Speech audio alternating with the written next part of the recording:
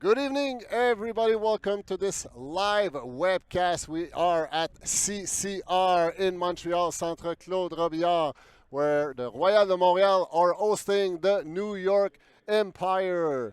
My name is Étienne Fournier. I have the great privilege of hosting this live webcast. Qui vient de sortir de sa zone de points. On gagne des verges, on est prêt à milieu de terrain, on jongle avec le disque.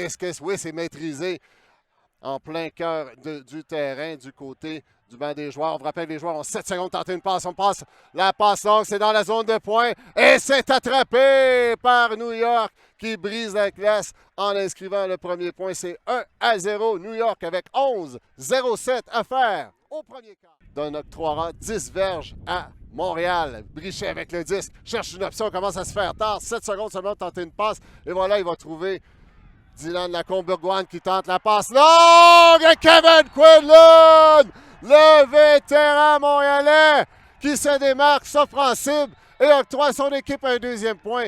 Montréal tire de l'arrière 2-3 avec 5. Il défend, c'est Babbitt qui s'offre en cible à l'intérieur et alimente Weinberg du côté opposé.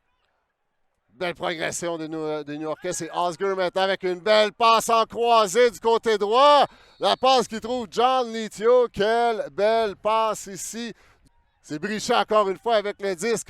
On approche de la zone payante. On est coincé sur la ligne. On cherchera un soutien. Belle passe qui flotte. Et c'est le numéro 69, McKeown. Et oui, on confirme le point. Montréal qui en inscrit un quatrième, tire toujours de l'arrière par un point avec exactement 60 secondes à faire au premier quart. On approche de la zone rouge qui constitue la vingtaine de verges avant la zone de points. Alloro qui feinte, mais d'un lancer droit alimente son coéquipier. C'est maintenant William. Approche de la zone payante. Et voilà, on trouve la faille dans la défensive montréalaise et c'est un autre point de bris. C'est intéressant de voir si on va utiliser le temps mort. Rousseau, belle passe à Houli dans l'espace. Contre le vent, Houli de la main gauche. Alimente l'autre gaucher, Salfa. Ah, la belle lecture défensive de Drost, le numéro 80, Ryan Drost. Holding the disc. Lithio on the reset, but miscuing. Ruschemeyer Billy was intended target. Will there be a timeout call for Montreal? On tentera de gagner des verges. Montréal avec une opportunité de bris pour entamer ce troisième quart.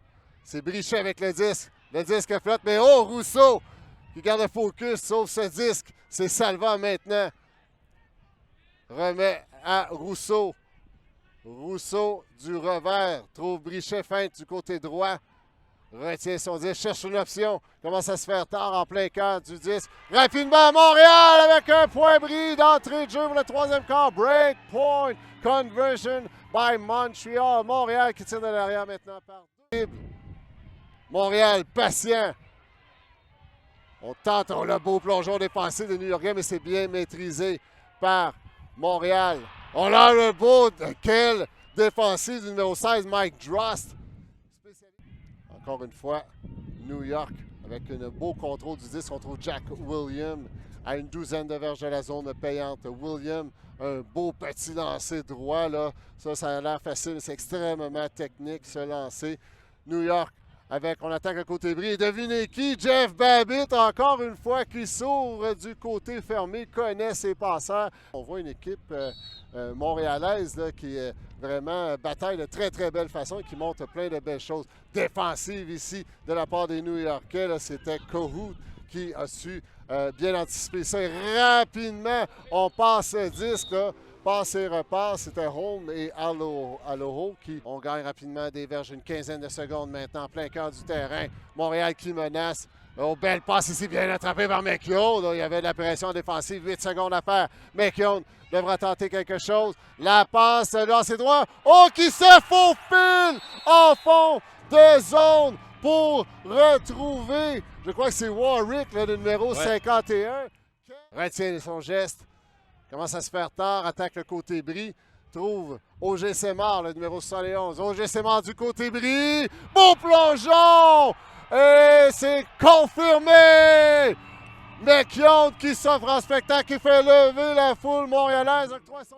Et quand on parle d'une passe brise, c'est qu'on réussit à passer le disque derrière la marque ou du côté que la marque veut défendre. Pendant ce temps-là, le disque flotte et c'est Babbitt qui gagne cette bataille aérienne. Je crois que c'était Antoine Dubé là, qui était sur Babbitt.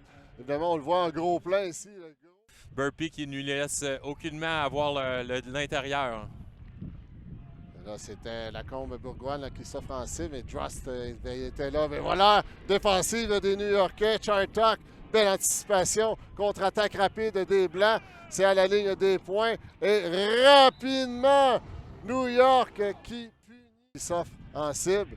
Belle attrapée ici de Holley en hauteur. Et oh non, c'était une passe. On voulait aller au-dessus des deux défenseurs new-yorkais, mais là-dessus, il y avait Babbitt, spécialiste. Il y a quelques saisons à Montréal aussi. Il y a quelques années de ça. Brownlee maintenant avec le disque. Belle passe côté revers. On progresse bien. C'est Katz maintenant. On traverse de l'autre côté. On enchaîne bien. Babbitt, encore une fois. Babbitt passe. Ça flotte. La longue Landry qui met la pression. Oh, c'était très, très serré. New York toujours en contrôle. C'est Osger avec le disque. Au beau plongeon ici. Belle anticipation. Mais encore devinez qui. Babbitt. Dross avec le disque. Aucune marque. Il a quand même 7 secondes pour tenter une passe et c'est là-dessus que le match va se terminer. New York qui, avec un programme double, était à Boston hier, l'ont remporté et remportent leur deuxième match ici à Montréal par le pointage de 16-10.